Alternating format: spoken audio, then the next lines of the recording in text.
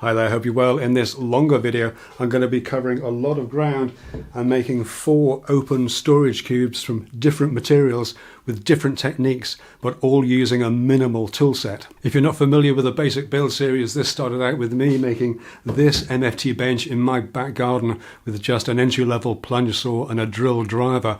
I added a set of chisels when I made these shelves for the workshop and a new blade for the saw when I made these repurposed plywood storage boxes. In this video, I'm adding a set of cheap clamps to the tools that I have available, and I bought the cheapest orbital sander I could find on Amazon, just £22 for this Silverline model.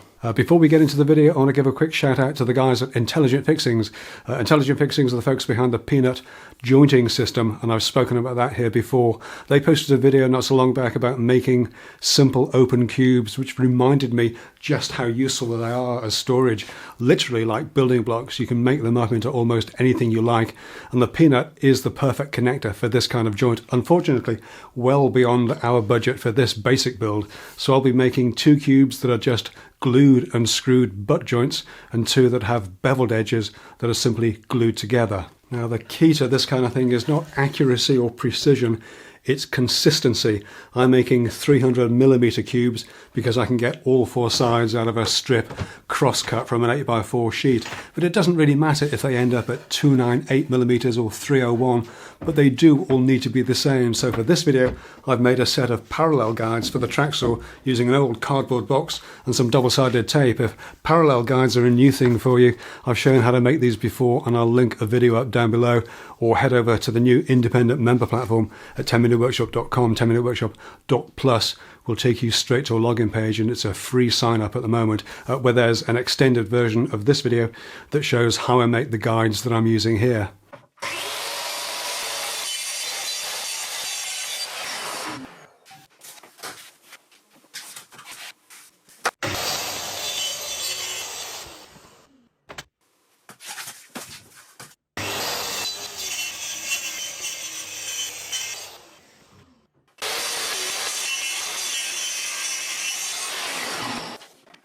So we have 5 strips of material cut to width, 2 MRMDF, 2 in birch ply and 1 in Finsa fibre colour. And to cross cut these into squares, I'll be using my DIY MFT with the plastic bench dogs and the DIY Dave Stanton dog locks from the first video. I need a sacrificial spoiler board, so I'm just using some more of the cardboard box simply taped onto the bench, and the first cut will be just 12mm, a ½ inch or so, off the end of one of the MDF strips. This does 2 things. It gives me a clean square end to the board, and it gives me a strip that's exactly the same width as the boards that I'm using. With the cut line in the spoiler board as a guide, I can trim it back with a knife. And using a little block against this edge, I can use the skinny offcut to set a stop, again just held to the bench with double-sided tape that's in exactly the right position for our cubes. So now we have a nice square end to the board, and I can butt this up against the stop. I'm also adding in another stop that's a bit more substantial, and then I can make the first couple of crosscuts.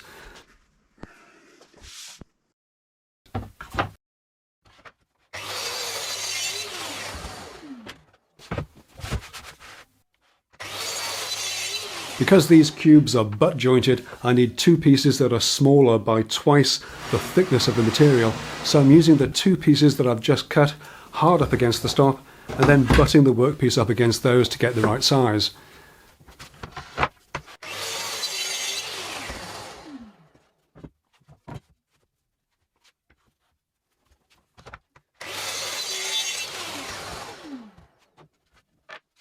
And with all 4 pieces cut, I can repeat this with a strip of the birch ply.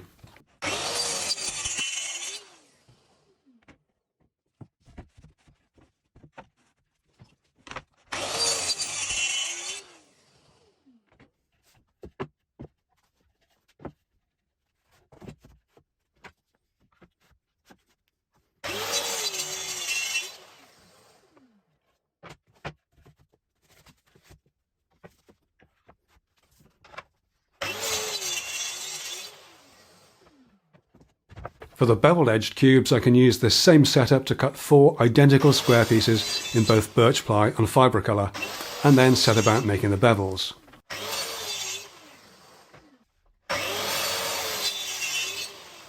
So I had this little speech prepared. The next cubes are going to be beveled. They're going to have miters on the edges. And I had this little speech prepared about how bevel cuts are some of the most challenging that you're going to do, and how you remember I cut some extra bits of MDF earlier on. They're going to be for testing, because you've got to, you know, make a cut, make 2 cuts actually, then offer them up, see what the difference is, make microscopic adjustments, all that sort of stuff.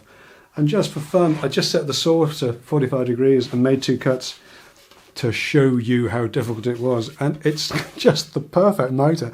I've never ever done that before with any saw, not with any of the fancy stuff that I've got. That has just turned out absolutely perfectly. So now the saw is set, I'm not going to touch it. I'm just going to get on with that. It was so good, I thought I'd just put a couple of Lamello Tenso connectors in there. I was so excited, so astounded about how good it was, I completely forgot to set the plunge depth, so it got poked right through there, so it's held together at this end with nails. But that is extraordinary. Yeah, I'm going to carry on now while my luck holds and do the rest of those miters, because you know, I had the rest of the day more or less mapped out to do testing and whatever else I needed to do to get this right. But no, that's it. It is set. It is absolutely perfect, and I'm going to run with it while I can.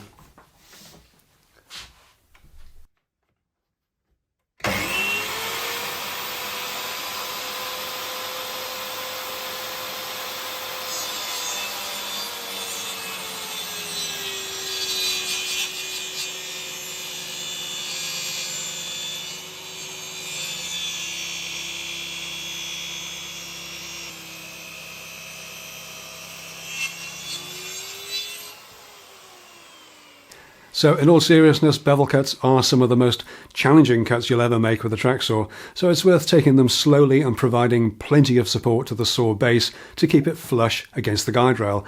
Any slight variation in pressure can affect the cut line, so keep it as consistent as you can. I took it slow and steady with a birch ply, but I was a bit more casual with a fibre colour, and that comes back to bite me later on.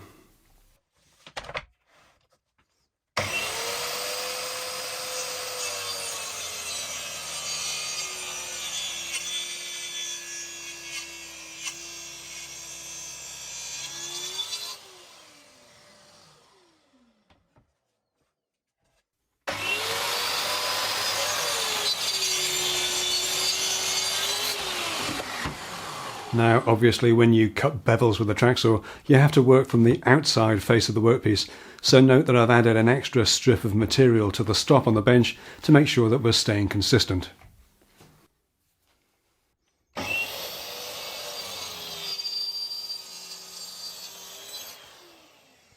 So with all the cutting out of the way, I can get into the assembly, starting with the MDF. I have one of the larger faces sitting on top of the 2 smaller pieces for balance, and with a bead of glue between them, I can drill a pilot hole and drive home a 3.5 by 40mm screw.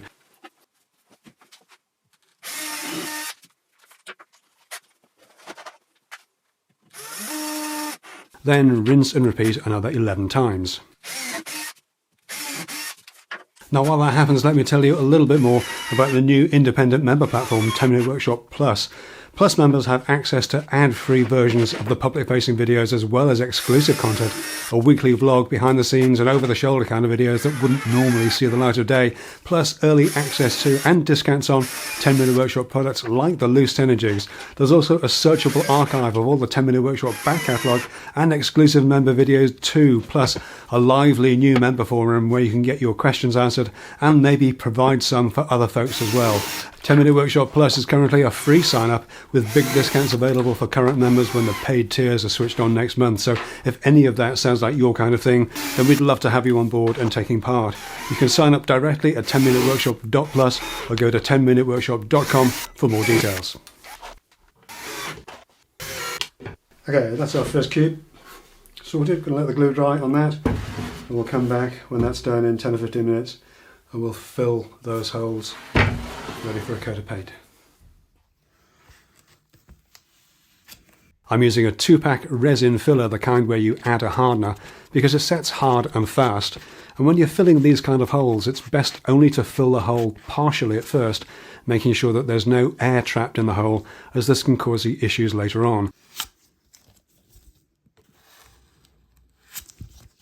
Don't try and get the finish perfect at this stage either. We'll be sanding these flush and smooth later.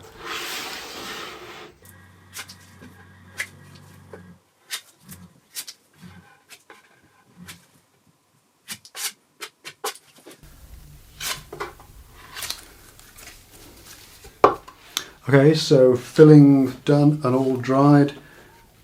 Time to break out one of the new tools, so we'll use both of them.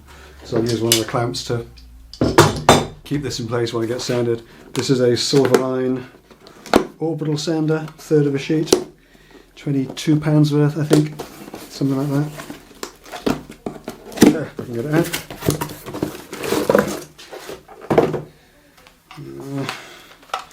What can you say about it? Nothing much. I expect it to work, and I expect it to sand stuff. Short mains cable, what a surprise.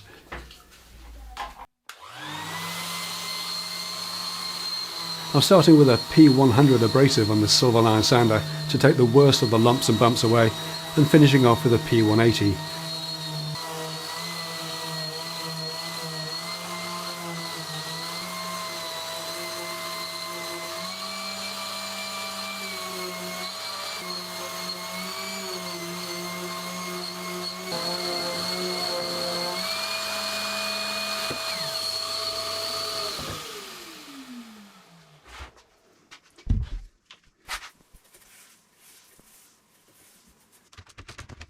A coat of primer followed by a couple of coats of your colour and finish of choice, and we're all done with the first cube.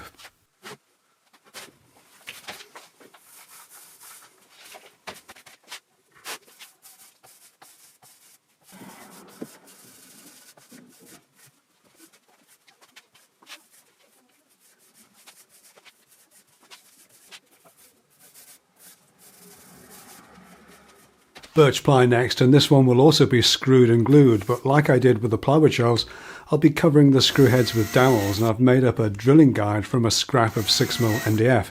This does two things. It gives us a consistent spacing for the screws and dowels, and it helps make a really clean hole in the birch ply using just an ordinary drill bit.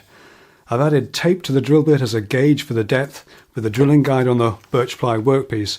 I happen to have a piece of 9mm, half the workpiece thickness, to bear the drill against, but it could just as easily have been pieces of cardboard to get the approximate depth. This is not an exact science. We just need the dowel counterbores to be deep enough for the dowels to be comfortably glued in place. I've taken off any slight saw blade fuzziness from the edges of the birch ply with a piece of sandpaper and used the drilling guide to drill out the counterbores for the dowels.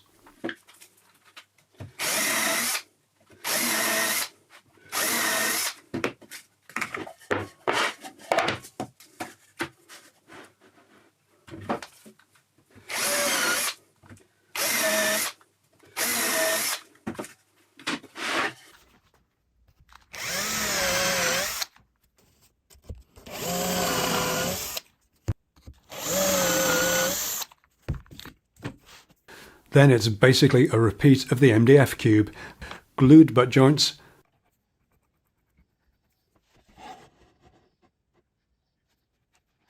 a pilot hole through the dowel counterbore, and a screw in each, driven well into the holes, but taking care not to over-tighten them.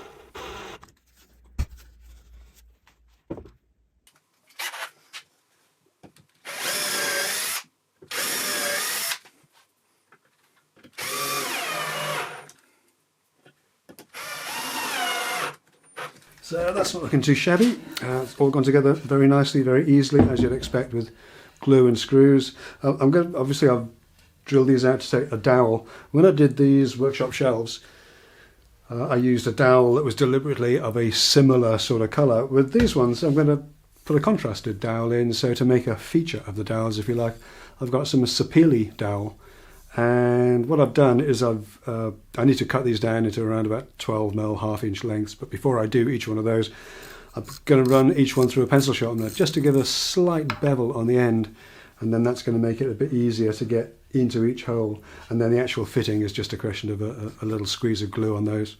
And then you hammer those home, and then they get trimmed off afterwards once the glue's set, but more on that in a minute. First of all, I've got a dozen of these to make.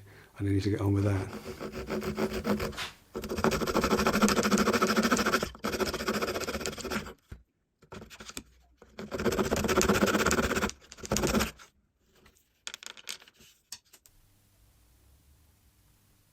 It only takes a small squeeze of glue into each hole and a twizz around with a stick, and then the dowels can be hammered in.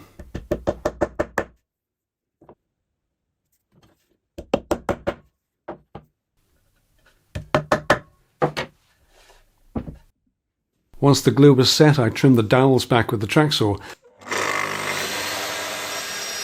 You can do this with a handsaw if you're happier, but as long as you set the guide rail splinter guards slightly away from the edge so there's no chance of you accidentally touching the face of the workpiece, it's a really easy way to trim back dowels.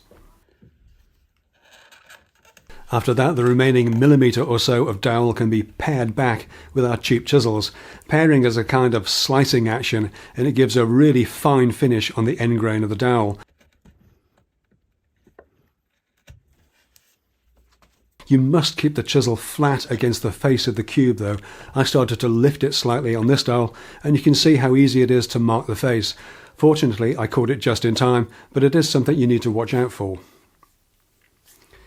With all the dowels pared back, you can either finish them by hand sanding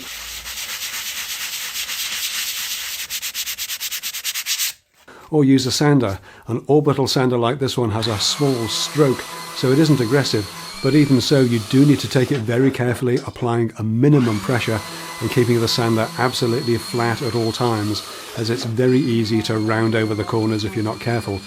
I'm using a P240 abrasive to finish the faces and edges of the birch ply, and then applying a beeswax finish with a stockinette cloth.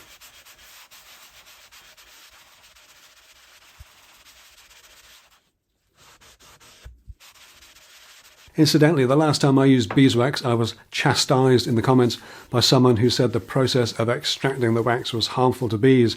I asked them for a recommendation of a natural alternative, and I never heard anything back. So if anybody does know of anything, please let me know down below. Onto the beveled edged cubes now, and I'll simply be gluing these together and taping them up. I'm genuinely not sure how strong they'll actually be, but assuming you're not standing on them, or at least planning to, I think they'll be fine. I have the four sides of the Fibricolor cube face down on the bench with the edges butted up against each other, and I've taped each joint with a wide masking tape or painter's tape.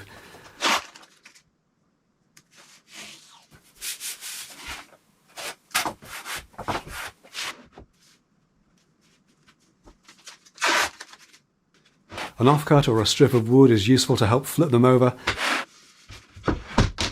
and then I can apply glue between each of the joints and simply fold it up into a cube, taping the last joint together before setting it aside to dry overnight.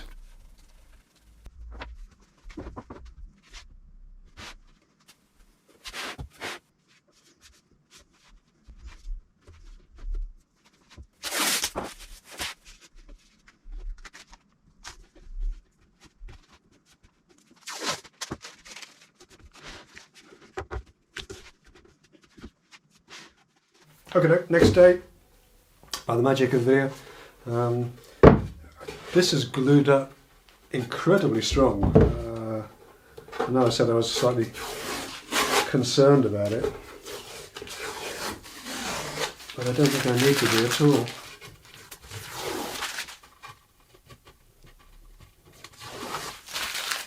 One thing I did do when I cut these bevels is I took a lot of care over the birch ply ones. I didn't take that much. I was going slowly on the birch ply for splintering and all that. But because this is just MDF, I went a bit faster, and I don't think the bevels are that good on this one. I should have taken it more slowly. Especially that the last one was a little bit gappy. But we'll give it a sand, we'll get a coat of wax on it, and I think the wax will fill in that without any real problem. So let's just get this unwrapped.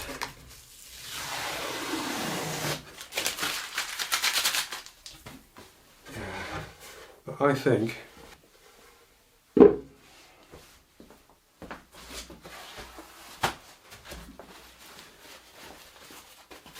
I do. that there's any issue with the strength of this at all. And obviously I'm not going to jump up and down on it, not yet anyway. Let me know in the comments if you'd like to see me jumping up and down. But no problems at all with that, so I think we can get that sanded, get a coat of finish on it and make it on to the next one.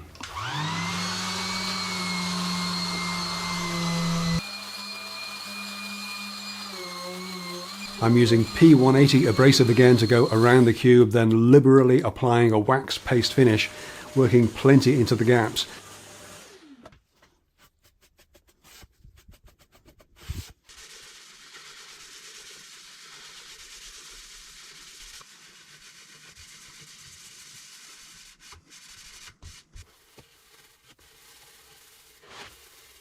A few hours later and I can buff this off with a soft cloth between the sander and the cube.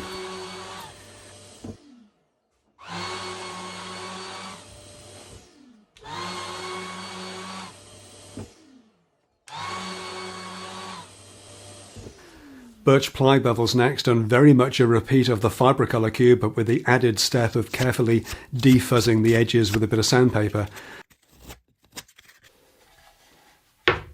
Then it's business as usual, butt the edges together, remembering to take the grain into consideration on the birch ply. Tape the joints, flip it over, apply glue and fold into a cube.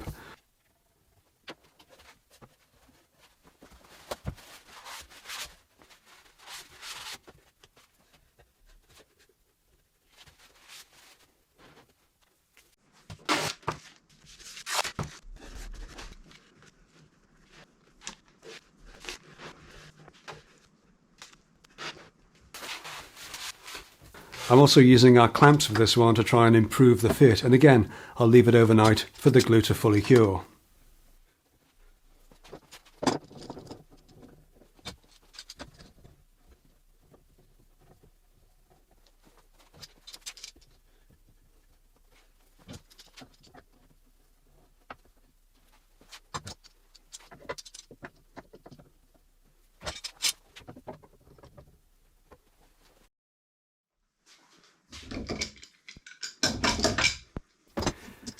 Clamps off in the morning, and this is a much better result with tighter joins all round.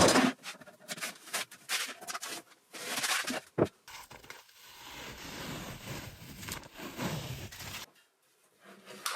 quick rub down with some P240 and a couple of coats of beeswax, followed by a buff up with a soft cloth a few hours later, and we can call that one done as well.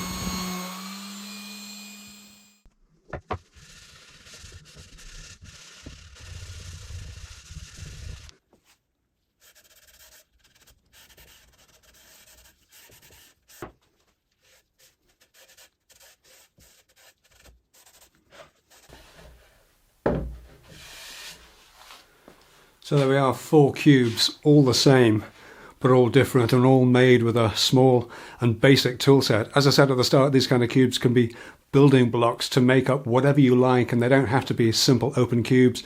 You can add shelves, you can add drawers to them, or you can make them into a tower or into a low unit or a corner unit. Make enough of them, they can be room dividers. The only limits really are up here in your imagination, and hopefully this video has helped to show you how easy they are to make using the most basic of entry-level tools. I'm going to call this one done though. Thanks so much for taking a look. I know it's been a longer video.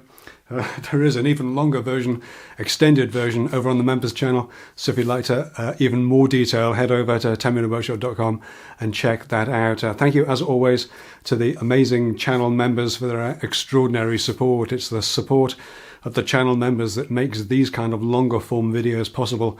And if you'd like to be part of the conversation that helps form these public facing videos, we'd love to have you on board and taking part. There are links down below as always. But that's it for this one. Thanks so much for taking a look, and I'll catch you in the next one. All right, take care.